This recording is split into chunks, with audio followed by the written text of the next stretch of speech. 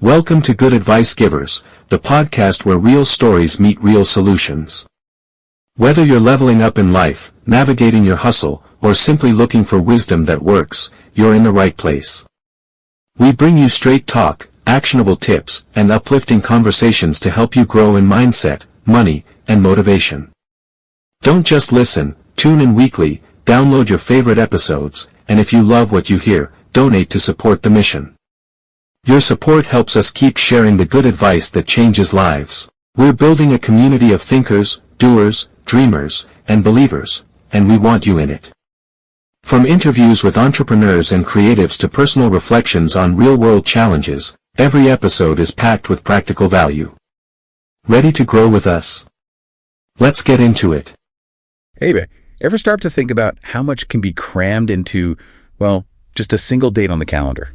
It's pretty wild when you look closely. Yeah, today we're going to pull back the layers on April 20th. It's a date that sparks very different images, very different feelings for people. That's right. The material you sent over, the many faces of April 20th, it really opened my eyes to just how much historical weight and, cultural weight this one day carries. We're going to explore why it's so globally recognized for cannabis culture, the whole 420 thing. Right. But also why it holds this really somber significance of being Adolf Hitler's birthday. Exactly. And, our goal here is always to give you the crucial info without sort of bogging you down. Get right to it. Yeah. So our mission today is to understand the surprising duality of April 20th, why it's a day of celebration for some, and, well, a day of stark remembrance for others. The material you shared gives us a really broad view, its origins, some twists and turns I definitely didn't expect. Okay, so where do we even start with a date this complex? Maybe the more lighthearted side first, the story behind 420. Sounds like a good place to start. And what's fascinating is how this whole global thing seems to have sprung from something so small, so specific. Right. So back in the early 1970s, you've got this group of high school students in California. They call themselves the Waldos. The Waldos, okay. Yeah, and they used 420 as a kind of code. The idea was they'd meet up at 4:20 p.m. by this Louis Pasteur statue at their school to go search for this rumored abandoned cannabis crop nearby. And did they find it? Incredibly, no, they never actually found it. They searched and came up empty. That's almost, it's funny, right? How this huge phenomenon has such an almost anticlimactic start. Totally. But that regular meeting time, 420 Louis, it just kind of morphed into 420. It became their secret shorthand for talking about cannabis. Okay, so that's the local bit. But here's where it gets really interesting for me. How did this little high school code break out and, go global? Well, it seems the Grateful Dead played a pretty significant role. Ah, okay. Makes sense. Yeah, one of the Waldos apparently had a connection to the band, or their circle, anyway. And as the term started circulating within the whole Grateful Dead community, it really stuck. Mm-hmm. It evolved. It wasn't just about when to meet anymore. It became this broader symbol within marijuana culture itself. Right. It became the thing, not just the time. Exactly. Represented the whole culture. And then by the 1990s, this symbol had totally blossomed into this unofficial weed day, right? Celebrated every April 20th. Mm-hmm. The material you shared talks about these incredible gatherings starting to pop up, like thousands of people showing up in places like Golden Gate Park in San Francisco, crowd. The University of Colorado Boulder, even Parliament Hill in Ottawa, Hyde Park in London, people just coming together. It was this mix, wasn't it? Part celebration, part, a very public push for change. A protest, almost. Mm. Definitely. If you connect this to the bigger picture, you can really see it reflecting a shift, right? A real change in how society was starting to view cannabis. Absolutely.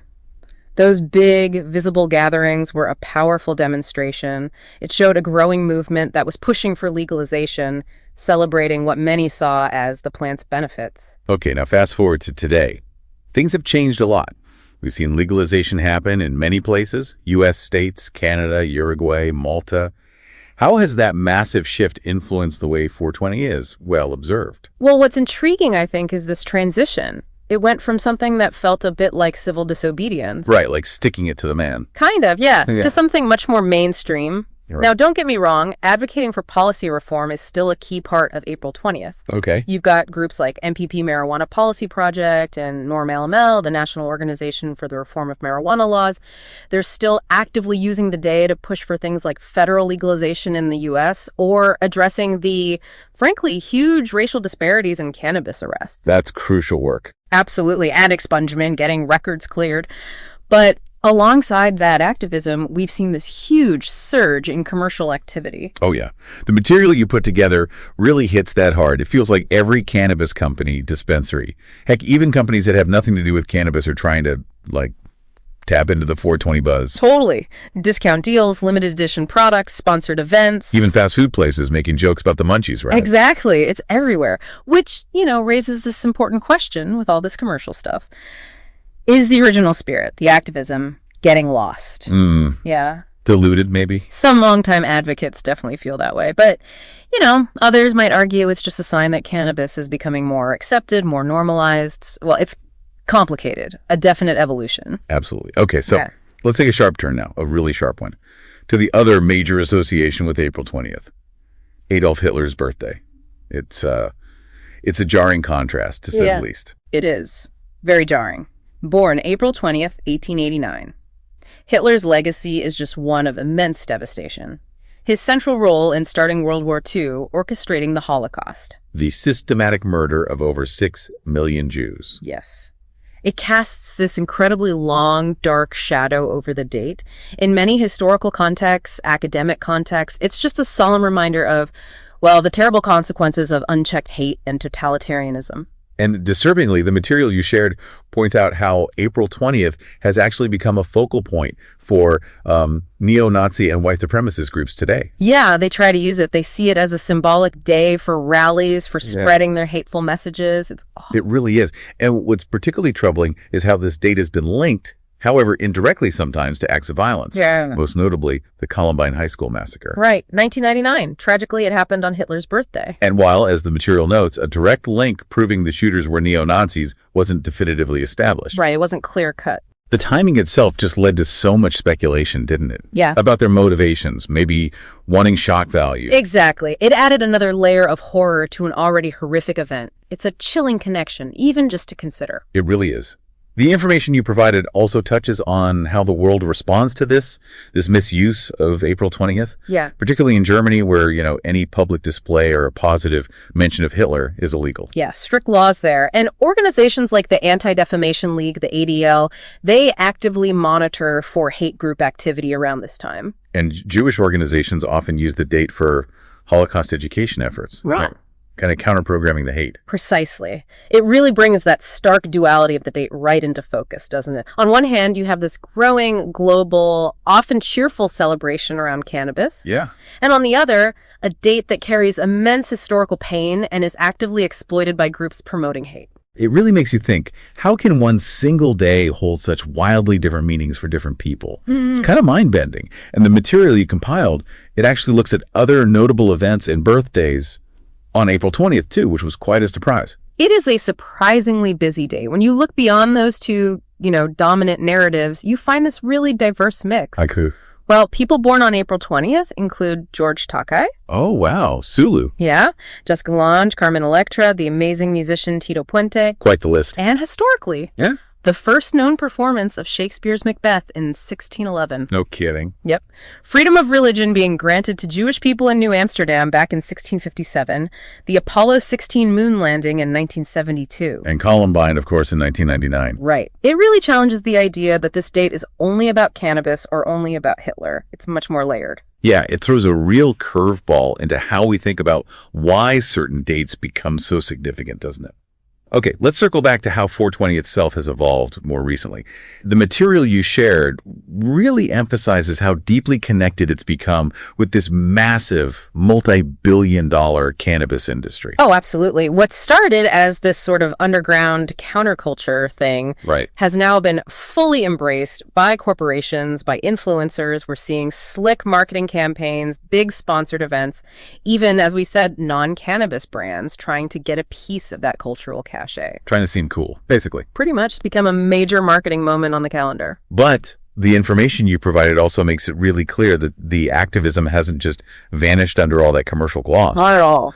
April 20th is still a really important moment for pushing for changes in cannabis laws, right? Exactly. Advocates are definitely still using the day. They highlight the ongoing need for decriminalization, for federal legalization in the U.S. We talked about expunging records, making sure the legal industry is equitable, which is a huge issue, and expanding access to medical marijuana. The high visibility of 420 just gives them this powerful platform for these really crucial conversations. And it's not just about legal stuff anymore, is it? The material mentioned how 420 is also being used to spotlight the growing body of research around medical cannabis. That's a really significant aspect, yeah. There's so much more interest now in understanding how its different components, cannabinoids, terpenes, all that. Right. How they might help with things like pain management, certain mental health conditions, neurological disorders, even just understanding our own internal system, the endocannabinoid system that interacts with these compounds. Fascinating. So April 20th becomes an opportunity to share these scientific advancements, cut through some of the old stigma with actual data. We'll be back after a quick break. Hey there. Welcome to Good Advice Giver. First, we want to start by saying a massive thank you for tuning in today. Whether you're a long-time listener or you're joining us for the first time, we're truly grateful to have you here. We know you've got a lot of options when it comes to podcasts, so the fact that you're spending your time with us means the world. So thank you. That's right. We're excited to have you with us because here on Good Advice Giver, we cover just about everything. Whether you're interested in sports, relationships, sex, money, finances, business, digital marketing, music, education, movies, comedy, or something else entirely, we've got it all. No topic is off limits here, and we dive deep into real, meaningful conversations that matter. We've also got a mix of male and female hosts, so you're always getting a well-rounded perspective on every topic we cover. From business strategies to personal development, from car shopping to digital products like affiliate marketing, we bring a little bit of everything to the table. Our goal is to offer advice, insights, and some laughs along the way to make sure you feel welcome and engaged, no matter what brought you here. And it doesn't stop there. We're not just about giving great advice, we're about action. On this podcast, we even sell products and services we believe in, from affiliate marketing opportunities to cars and more. So whether you're looking to boost your business or find practical ways to improve your everyday life, you're in the right place. As always, we want you to stay connected with us.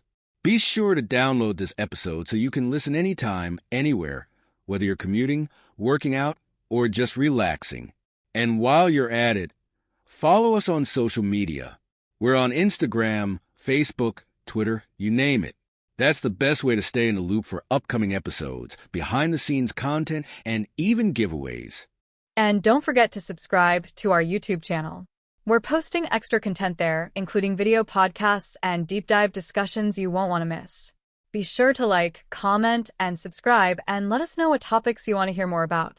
Lastly, check out the link below in the description for exclusive offers, resources, and more ways to connect with us. We're here for you, and we can't wait to bring you more valuable content. Thanks again for tuning in to Good Advice Giver.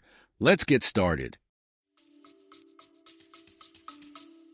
Plus, you just can't ignore how much 420 is just part of pop culture now. Oh, totally. The info you shared lists so many musicians practically synonymous with cannabis. Snoop Dogg, Wiz Khalifa, Cypress Hill, Bob Marley, obviously Rihanna, A.P. Rocky, Kid Cudi, Drake. Right. The list goes on. Right. And it's a recurring theme or joke or plot point in TV shows, movies, and don't even get me started on the internet memes. It's become so deeply woven into the cultural fabric.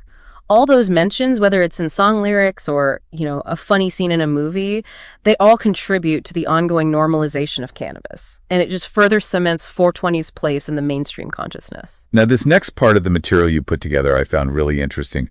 The whole complex relationship between faith, religion, and 420. It It's definitely not a simple picture. No, it's really quite nuanced. On one hand, you have many mainstream religions, historically at least, expressing opposition to cannabis use, often citing concerns about, impairment, potential for addiction, things like that. Catholic Church, Baptist, Orthodox Jewish streams, mainstream Islam. Okay.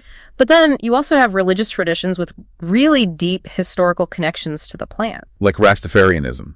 Exactly. For Rastafari, cannabis, or ganja, is considered a sacred herb used in reasoning sessions to aid meditation and spiritual insight. And others. Well, some Hindu sects, particularly those devoted to Shiva, have used cannabis in rituals for centuries. There's even mention in some ancient Taoist texts about its potential medicinal and maybe spiritual application. Wow.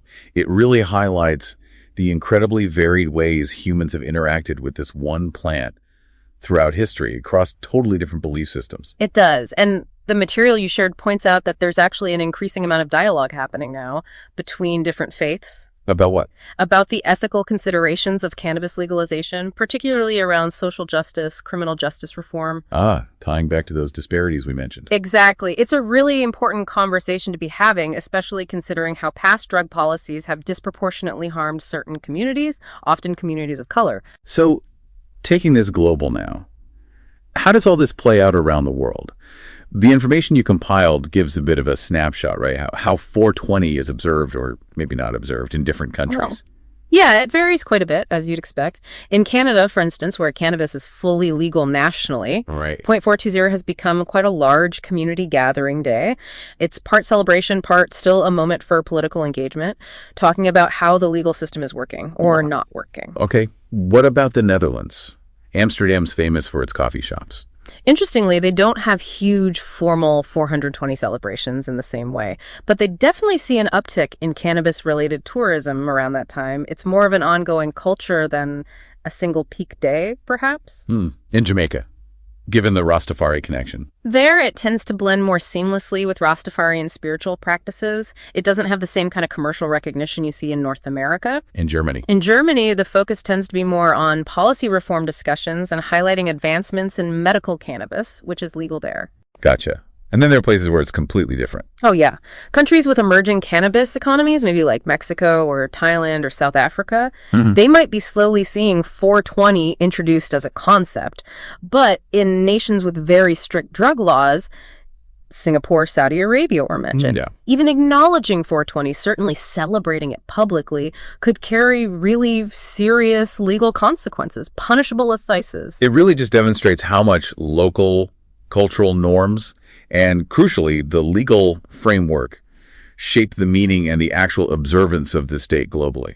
Okay, we have to circle back, though, to that darker aspect.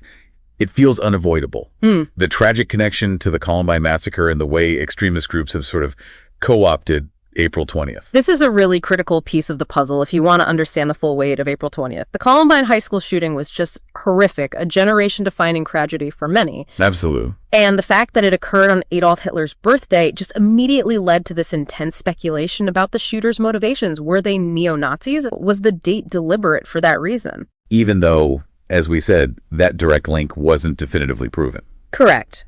But the association was made very publicly, very quickly. And the information you provided really emphasizes the lasting impact Columbine has had on how we think about school safety, obviously gun violence debates in the U.S., mental health awareness. It's a tragedy that continues to echo. And unfortunately, as we touched on earlier, April 20th has also become this date that white supremacist and other extremist groups have latched onto, precisely because of the Hitler connection. Yeah, they see it as a day to rally, to commemorate him, to promote their ideologies. Law enforcement agencies, groups like the Southern Poverty Law Center, they actively monitor for increased chatter and potential activity around this time. So there's a very real concern about hate crimes, symbolic acts of violence. Sadly, yes. It's a sobering reminder that these hateful ideologies are still present and vigilance is needed. And this all ties into how the media covers April 20th, doesn't it? Which is another point you raised in the material. The framing really matters. It matters hugely. Media framing really shapes public perception. So depending on the news outlet, the specific story focus, you might see April 20th presented primarily as a day of, lighthearted cannabis celebration. Yes, stoner holiday headline. Right. Or it could be framed as a solemn day to remember the atrocities of the Nazi regime. or a time to reflect on the tragedy of Columbine and discuss school safety, or even as a date where there's a heightened risk of terrorism or extremist activity. So many different angles. Exactly. And this varied coverage contributes to the complex, sometimes really conflicting public identity of April 20th. It makes you think about the psychology behind it all. Why do certain dates get so loaded with meaning? You introduced this concept in the material, temporal symbolism. Can you unpack that a bit? Sure. It's basically the idea from psychology and sociology that specific points in time dates on a calendar can become deeply connected to strong emotions, significant memories, shared cultural meanings, even specific behaviors. Dates acquire symbolic weight. April 20th is a really powerful, if complicated, example of this. It evokes such different, sometimes incredibly intense responses based on both collective history, like World War II or Columbine, and personal histories or affiliations, like being part of cannabis culture. Like other dates we think of, maybe 9/11 or December 25th or July 4th, they carry this heavy weight of shared experience and symbolic meaning. Precisely. Though April 20th is maybe unique in having such starkly opposing meanings attached to it simultaneously. Which leads us right to this central question that the material raises. Can April 20th, or maybe should April 20th be reclaimed or somehow redefined? It feels like a real ethical tightrope walk. It really is. There are arguments on both sides. Some argue for reclaiming it, saying, look, the meaning of dates can evolve. They might point to Juneteenth in the U.S., a date marking the end of slavery, which has gained much broader recognition and celebratory status over time. Maybe 420's positive freedom-oriented aspects can eventually overshadow the negative. Okay, that's one perspective. But then there's a strong argument for caution. People warning against letting, celebratory commercialism, the fun side of 420, completely overshadow or erase the memory of the very real tragedies and the hateful ideologies also tied to the day, that we risk trivializing horror. Right. That feels important too. And the material you shared highlights some interesting middle ground approaches emerging. Things like dual observance events trying to hold space for both celebration and solemn remembrance, or community education initiatives, really talking about all the meanings. Digital literacy efforts, too, helping people navigate the different narratives they see online. It sounds like a really complex issue with absolutely no easy answers. Definitely not. Ultimately, I think this deep dive into April 20th really reveals it as a date of profound duality. It embodies celebration and sorrow, freedom and hate. It just underscores the incredibly intricate ways that we as a society create meaning, remember history, and grapple with difficult legacies. So here's maybe the final thought to leave our listeners with. Considering all these diverse, often really conflicting meanings tangled up in April 20th, what responsibility do we have? As individuals, as a society? How do we shape the narrative, the observance of a date like this? Is it even possible for one single date to hold such drastically different significance long-term? Or will one meaning eventually just sort of win out in our collective consciousness? That's a powerful question. Definitely gives you a lot to consider. It does. I really encourage you, our listeners, to reflect on the different facets we've talked about today. Maybe explore further some of the history, the cultural movements that stood out to you. Yeah, there's always more to learn. Well, thanks for taking this deep dive with us into the many, many faces of April 20th. My pleasure. It was fascinating to explore. Until our next exploration. Welcome to Good Advice Givers, the podcast where real stories meet real solutions. Whether you're leveling up in life, navigating your hustle, or simply looking for wisdom that works, you're in the right place. We bring you straight talk, actionable tips, and uplifting conversations to help you grow in mindset, money, and motivation. Don't just listen, tune in weekly, download your favorite episodes, and if you love what you hear, donate to support the mission. Your support helps us keep sharing the good advice that changes lives. We're building a community of thinkers, doers, dreamers, and believers, and we want you in it. From interviews with entrepreneurs and creatives to personal reflections on real-world challenges, every episode is packed with practical value. Ready to grow with us? Let's get into it. Every day you just want to say, Happy Easter Day. You're just ready and really for all of the things that come along with it. And this year it just happens to be on 420. And everyone is here for the things that they are trying to figure out today. And bless the Lord for the story and the history of what comes along with 420 in all of its glory. I know that you are going to be here today, tomorrow, the next day, tuned in, listening to the good advice givers. And if I were you, I would definitely partake in such a day that allows everyone to have a good time and allows everyone to understand that today is the day for you to bless yourself, to bless others, to give and share. And even the Indians had what they call the peace pipe, and they puffed, and they passed.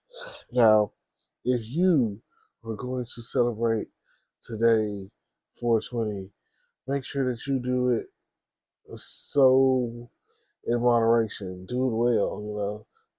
They say that anything is too much is too much, but do it in moderation. Do it to capacity. Make sure that you get all of what you're trying to get out of the situation, and love one another, and understand that, like Jerry Springer, these are my final thoughts. So if you could, just come with us and share with us everything that you do, everything that you have done, so that we all can get along. And think about it. It's just something that needs to be done. I'm glad to be here, and thank God for 420. And for all of you people who are like Nazis or something and celebrating like Hitler's birthday, just think about who cares about that this day and age. It's more about 420 celebration of like partaking in cannabis and the legalization of, let's say, marijuana. You got so many names. Just know that we all are in love with Mary Jane. Thank you for tuning in, and this is me signing off. Thank you. Today is your lucky day. Today is the day that our $3 website works for you, paying you directly to your PayPal daily. Imagine $3 ongoing continuous payments to your PayPal account. Imagine falling asleep and waking up to $300 in your PayPal account. How would this make you feel? How could this help you? What bills could you pay? What kind of fun could you have? What does that retirement look like now? All for a one-time payment of $3. This website is DFY done for you, fully built and completely hosted, and never stops collecting payments for you. You have spent $3 on coffee on a regular, but that coffee won't help you create multiple streams of income. Click the link below.